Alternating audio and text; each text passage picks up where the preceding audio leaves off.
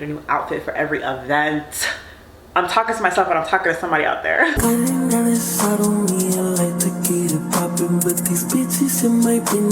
Hi everyone, welcome back to my channel. My name is Danny and welcome to a new video. So today's video is going to be 25 lessons that I learned by age 25. For those of you who don't know, my birthday is on January 2nd. I'm a big Capricorn and I'm so blessed to have made it this far in life. I thank God for orchestrating my steps. I thank God so much for who I've become in these last years, and I'm so excited for who I'll become in the future. So I just wanted to make this video in commemoration of my 26th birthday, and I hope that there are lessons in here that you can take on in your life as well. You know, whether you're 25 or you're any age, you know, these lessons are lessons that can be learned at any age. So I hope this video is helpful to you guys. Please, please, please, please make sure to like, comment, and subscribe. If not for any reason, just because it's my birthday, okay? It's my birthday video. Show some love for your girl. I really appreciate it. And make sure to stick around for more videos. Happy New Year. Happy holidays to everybody. Merry Christmas if you celebrate Christmas. Thank you guys so much for your support this year. It's meant everything to me. I'm so excited to continue to make content and build a platform here on YouTube. I really feel like I found my footing, and I really feel like I can grow accordingly. So thank you guys so much for being a part of my journey. Now, if you're interested in getting to know 25 lessons I learned in these 25 years, keep watching. Okay, y'all, so the first lesson I learned is that God is good all the time, okay? All the time, God is good. And now this is something I've known, you know, my whole life, but I think as I age, it's just something that always needs to be reminded, because we're gonna go through things in this life, and we have to understand that God is working for our good in everything that we do. He's for us, He's not against us, He's orchestrating all our steps, and essentially He's good all the time. So knowing that has definitely carried me thus far.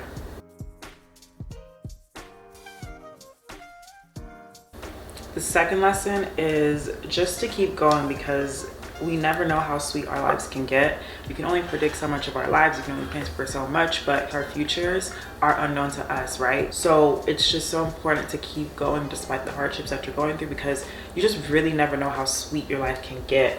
And that is so encouraging, honestly, because you know what you're facing now, what you're going through now, cannot even compare to what you'll be going through or experiencing later. And you know, that is so encouraging. Like, not knowing what the future holds is super encouraging.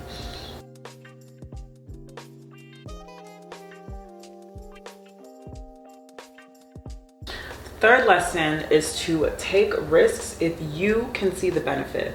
I think that in this life, you know, we have ideas, we have things that we want to do, but we let other people inhibit us, right? And I just think that if we can see the benefit for us, what's for someone else to express their negative opinions on us to inhibit us from doing what we feel is right for us, right?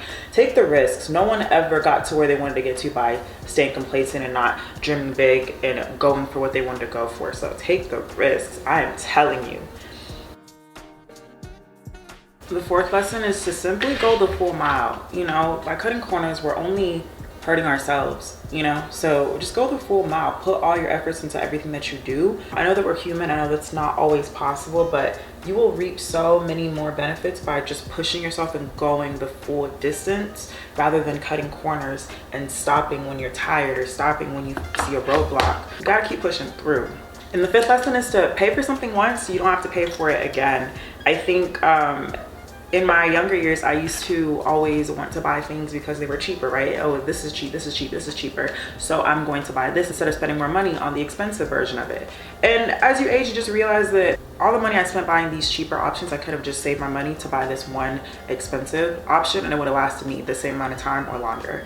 So spend your money wisely, but pay for something once, you don't have to pay for it again. Invest the money now if you have it, don't wait. The sixth lesson is, baby, do not settle in this life, okay? Let me tell you something. Do not settle in this life. What you want is out there. Whether it's regarding the people you want to align yourself with, whether it comes to who you want to date in a relationship, whether it's a job, whether it's opportunities in general, like, do not settle, because everything that you want is out there. And if you have the patience to wait for it, it will come to you if you also are prepared, right? So baby, don't settle in this life. Do not settle. Don't settle. You'll only regret it. The next lesson is, do not wait for things to come to you. Go for them. Chase those opportunities yourself. Do not sit down and wait for things to come to you, because they might not ever come. And imagine if you're just sitting there waiting for something that's never going to come. Is that not time wasted? Are we here to waste time in this life? We're not. Time is of the essence, and time is also not promised. So the things that you want to achieve, go for them now, because you even have more control that way. The next lesson is to free yourself of the things that you do not need. All that stuff inside your house, you don't need it. All that clothes you've outgrown, all those pieces of furniture, all those extra blankets, extra jackets, like donate those. Free your space, free yourself, free your mind. Specifically too, of the things that you do not need, that you don't require anymore. At one point it might have been what you needed, right? And that's okay. But as you continue to age and grow, the things that you once needed before will not be what you need now, right? So free yourself of the stuff you have that you don't need now, so that you can make room for what you'll need in the future. And the next lesson, which is probably one of my favorite on here, is to move to that new city, girl. Okay, move to that new city. Take the chance, take the opportunity. Once again, if you feel it's fit, if you feel that it aligns with your journey and where you want to go, and you know what you want to achieve while you're there, plan for it, pray for it, and just make sure that it's something that's truly for you. And if you feel that it is, do it. Do it, do it, do it. I've moved a lot. I've never regretted where I moved. I think it's been so beneficial for me. It's allowed me to gain certain skills that I never would have gained if I was still staying stagnant and, you know, never would have left Atlanta. Like if I didn't move to New York, if I didn't move to Houston, I never would have gained certain skills, or I would have gained them later versus sooner. And certain skills are so much better to gain at an earlier age versus later in your life. So baby, if you want to move to that new city, go for it. Go for it, go for it, go for it. If you have the ability, go for it. If you don't have the ability, pray. If you're scared, pray. You're so much more capable of things than you think you are. So go for it, go for it, go. The next lesson, another one of my favorites, is to get therapy. Get yourself some therapy in this life. Get yourself some therapy. It's honestly like, one of my friends actually put into perspective for me. She said that, you know, we're trying to live this soft life, right? We're trying to invest in ourselves, mostly by like, you know, making sure that we're where we want to be physically. Like, or I want to have this, I want to buy a house by this age, I want to have this purse by this age, I want to buy, you know, have this, buy this car by this age. But girl, what about yourself internally? What about your mind? Like, who do you want to be at these new levels that you achieve with these new things that you have, right? More money, more problems. And I think that's something that we very much underestimate. So it's like, while we're trying to push ourselves to be who we want to be externally, right, by being in the gym or just working out or pushing our bodies to just these extremes and these new levels, make sure that you're taking care of yourself internally. Your mental health is so important. And this was actually my first year avidly being in therapy, and I won't lie, people don't tell you that therapy is not easy. Therapy is not easy. You have to put the work in, and you know, you can talk in front of this person for a period of time, but once that 30-45 minutes is up, you have to go home. And it's not like this venting section where, you know, you're like, thank you girl, thank you for your time. Like, you're not sitting in front of somebody just to vent. Like, you're sitting in somebody to express how you feel. Yes, to vent, but then also understand that they will give you feedback and they will give you certain things to implement into your life so that you can process and go through these things and not experience as much trauma. So go through therapy, pay the money. Through my insurance, I pay $20 per session. That is affordable. At my big age, with the money that I'm making, that is affordable. For a lot of people, we think that therapy is very expensive, but in reality, we pay $20 for a meal every day. You know what I'm saying? Like we can afford to pay the $20 to go to therapy. If we can afford to do all these extra things for our nails, for our hair, for, you know what I'm saying, for our lashes, like we can afford to pay the $20 to fix our mental health, you know? And the next point ties in with getting therapy. We have to allow ourselves to heal from situations that we go through, especially if we want to grow as individuals. We cannot take old pain into new relationships and expect that to not resurface. Like, you have to allow yourself the time and the space to heal through the things that you experience. And through therapy, of course, you can heal, but also through isolation, through reading your Bible, through just reading, through meditating. I know not everybody believes in God, believes in a higher power specifically, but you need to give your mind a break. You need to allow yourself the ability to heal. That's one of the best gifts you can give yourself, the ability to heal from situations that you go through. So, yeah. This next point is something that I have realized, I would say within the past couple years, I realized this. And not all of us are fortunate enough to have siblings. I have 3 siblings and I love them with everything in me. I do not play about them. And you know, as you get older, you start to realize that your siblings are built-in best friends. These people that God allowed to be a part of your life through your journey in close proximity to you as you were growing up, they are truly your built-in best friends. Like my sister and I, we are 2 years apart.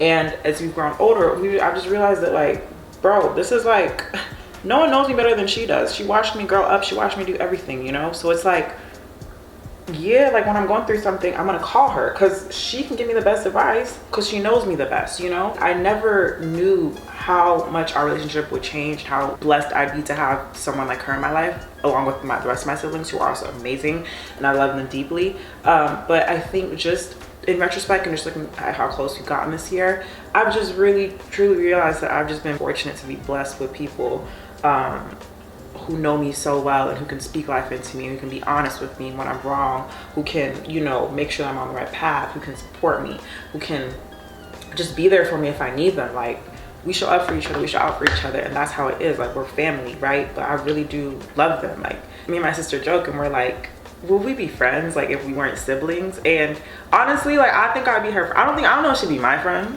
but I really think I'd be her friend. Like, I think she's so cool. I speak so highly of her, and I just think she's the coolest. So anyways, just know that your siblings that you grew up with, that you have, the people that you have around you, are some of the best people in your life that you'll ever have. And it took me a while to realize that, but honestly, now that I've realized that, it's up. The next point is something I say all the time, and I've said it a lot more recently. I said it in my MBA interview, and I think this point just resonates with so many people.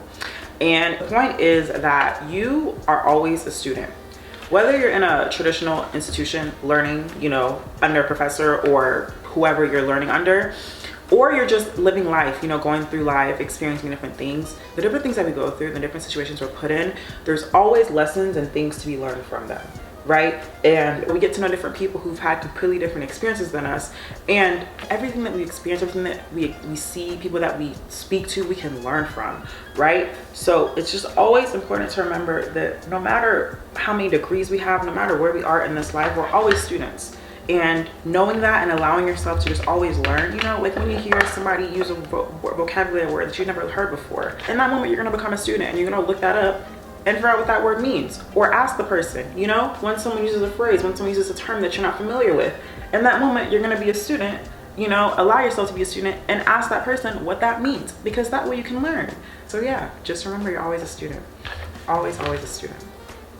Now, this point is in dealing with the relationships with people in your life. You have to understand that people make the conscious decision to do the things that they do. And people can make mistakes. We all make mistakes. People are very capable of making mistakes, especially the people that we care about the most. They might not always move in the best way that is representative of who they truly are. And so I always say that once it's a mistake, you know, first time you do it, it's a mistake. We can deal with it accordingly to ensure that it doesn't happen again. Now, the second time, it is a choice. It is a complete choice, and this person consciously did what they did. With knowing that, you have to make the decision now as to where they fit in your life. This year, not to get too personal, but I've just had to, you know, look at people's actions for what they truly were. And, you know, I'm the type of person that I fight hard for people in my life. I go hard for people. Like, I'm the type of person, if I got you for life. Like, I just don't play about the relationships with people in my life. But you have to, at one point, you have to kind of just sit back and realize, like, dang, like, this person really just doesn't like me. Like, truly, this person does not like me. Like, they'll say one thing and they'll do another. And you might try to say, oh, maybe they didn't know, but we're grown. Like, people do things intentionally at this point. Like, the actions that they take, you know what I'm saying, are very intentional. They thought about it. So we need to stop making excuses for the people in our lives, even the people we love truly, deeply, with everything that we have in us. We have to see who they are presently in front of us and decide if they deserve to be in our lives, you know? So stop making excuses for people, see people's actions, and decide accordingly whether or not they deserve to be a part of your life, okay? Period. Whew. Now, this next lesson is something that I'm still learning to this day, because growing up, I was always a people pleaser because I just like to see people around me happy. And that might be at the expense of my happiness also. But recently I heard this quote, right? And it said, I never met a happy person that always pleases everyone. And when I tell you, he was talking directly to me. Like, he was talking to me because That is so true. Like, how can we be happy if we're constantly putting other people's happiness before ours, and constantly saying yes, and constantly wanting to do things for other people? You know, there's no way that we have the capacity to do everything that everybody else wants to do and then fulfill all the things that we have that we need to do as well. Like, there's just no way. We're not superhumans. Like, we are who we are, and that's it, you know? So this people pleasing habit, like, typically it's deeply ingrained in other things. You know, maybe it's like the way you grew up. You know, I grew up in an immigrant household, so I was never really allowed the opportunity to say no. If people older than me told me to do something, I had to do it. Plus, I'm the oldest daughter, so no was just not a word I was familiar with really at all. Like, if you told me to do it, I'm gonna do it. Like, simple, you know? And then also, like I said, I just like to see people around me happy, because their happiness is my happiness, right? But you just have to realize as you age, it's not a sustainable way to live. You cannot live this way. You can't live this way. I'm 25 now. I'm just like, imagine if I keep telling people yes. If I keep pouring out into other people, what will I have left?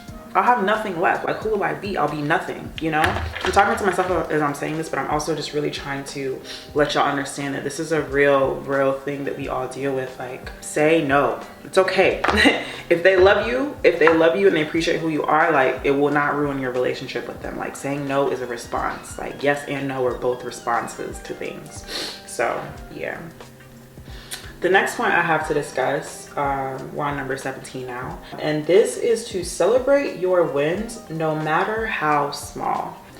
Now, I think that if you are someone like me, you know, I'm a Capricorn, I set goals, and I typically achieve a lot of my goals in private. I set goals in private and I achieve them in private, and typically I'm just like, okay, cool, you know, now we move, like, next goal, you know. We have a lot of things to do. Like, it's not everything that needs to be celebrated.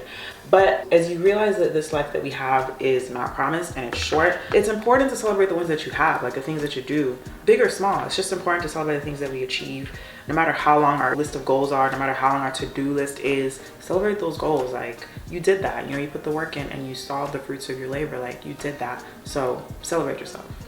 The next point, and this is once again talking to myself, you need to call your mom, you need to call your dad, you need to call your family members, you need to call the people that care about you. I am not the best communicator, and this is something I've been working on for a while, and I've definitely gotten better. But these people care about you and they want to hear from you, so call them. Even if you're just saying hey, girl, I was thinking about you. Hey mom, I was thinking about you. Hey dad, I was thinking about you. How are you? Do you need anything? Like, are you well? Like, you know, can I send you anything? Can I just checking up on you? You know, like, I love you. I appreciate you. I appreciate everything you've done for me. I'm so glad that I was able to learn from you growing up. You did such a great job raising me, and I wasn't able to really realize how well you did until now. I'm in a position where I'm having to make all these decisions, and I'm sitting here trying to understand how you did all you did while raising kids like me. Like, what? Like, give your parents their flowers, because baby, if you were like me, baby, listen, give your parents your flowers, because I know I gave my parents a headache growing up, my mom specifically.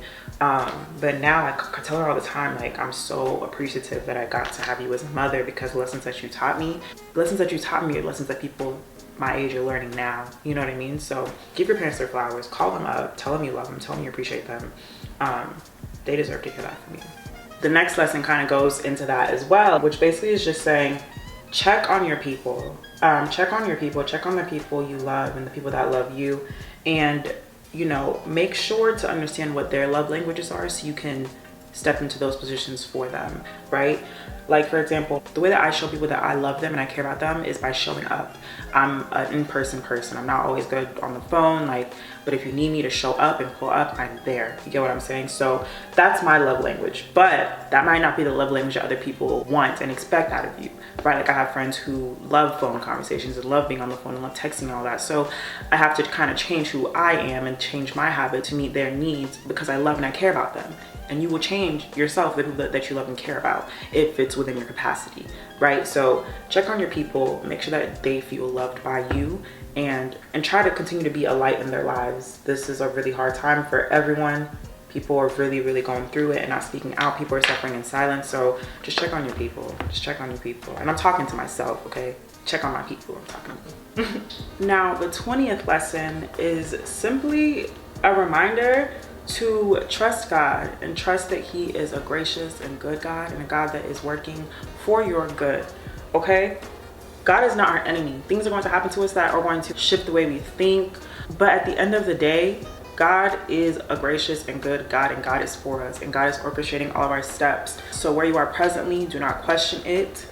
Continue to move in a direction that makes sense for you and your goals, and you will see his goodness every single time, okay? Every single time. The next lesson is simply to save your money. Save your money, save your money, save your money. And instead of creating short-term goals like, oh, I want to buy this purse by, December. I want to buy this dress by May. Like, think bigger. Think of a bigger picture. Like, when do you want to buy a house if that's what you want? When do you want your dream apartment if that's what you want? When do you want your dream car? Okay? Plan for bigger and save your money accordingly.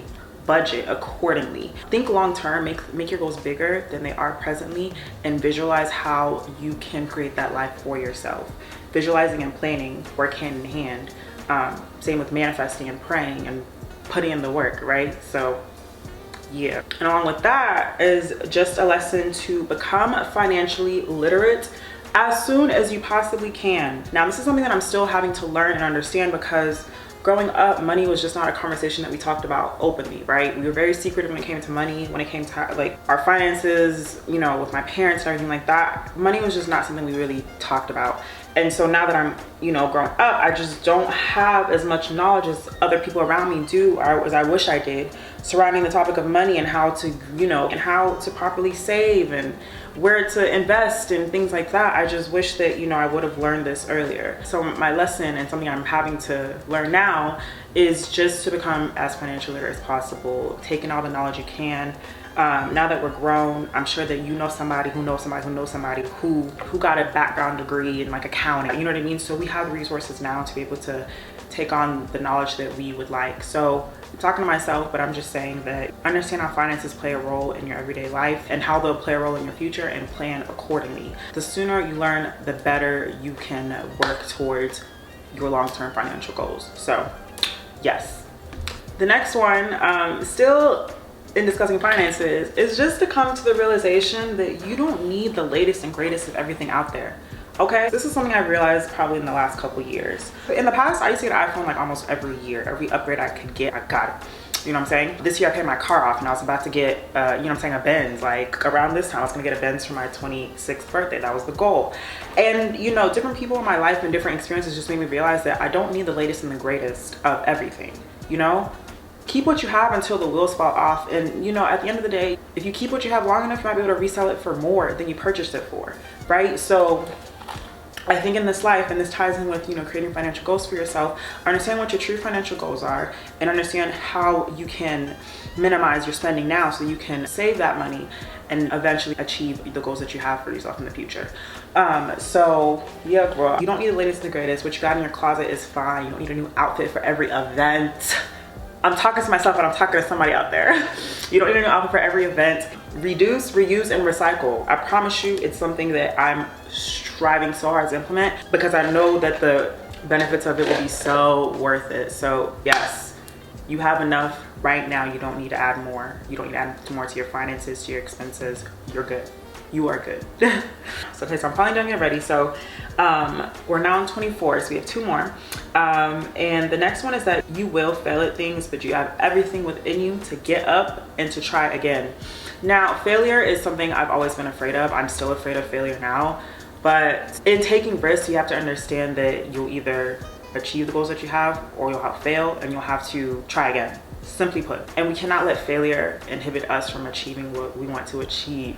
You might have to be down for a little bit, it's okay to go through that. If you felt emotions around it, it's okay. Process those emotions, process those feelings, but make sure to dust yourself off and get up again, okay? Because you have goals, and a no from somebody is a yes somewhere else. So do not let no's, do not let failure stop you. You have to keep going. You have to keep going. You have to keep going.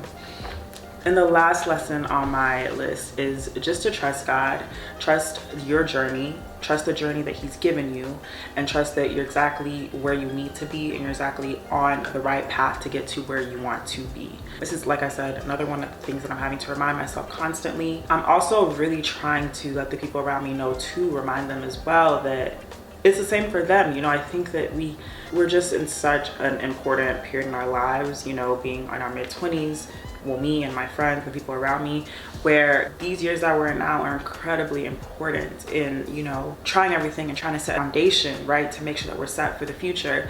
But it's important to just trust where we are presently and trust that everything is going to work out for our good through Christ who strengthens us. So yeah, you guys, that has been my 25 lessons that I learned by 25. And honestly, I'm so excited for the future. The fact that I really am turning 26 is insane. Like, I'm so proud of what I've accomplished. I'm so proud of the woman I've become. I still have a lot of work to do. So I have a lot of learning to do, a lot of growing to do. But I know that I have all the resources within me and around me to do so. So I'm very excited for what my next year life will hold. I pray that God continues to bless me, to put me in situations where I will prosper and orchestrate my steps to guide me exactly where I need to be. I thank God for these past 25 years. I thank God that I made it this far, and I thank God for the next 25 years.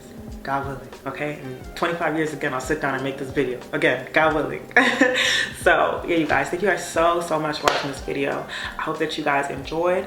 Please make sure to like, comment, and subscribe, especially for my birthday. You know what I'm saying? If you care, if you have a little empathy inside of you, please at least subscribe for my birthday. If you don't subscribe for any other reason, subscribe for my birthday, okay? So yeah, thank you guys so much for watching once again, and I'll see you guys in my next video. Mwah.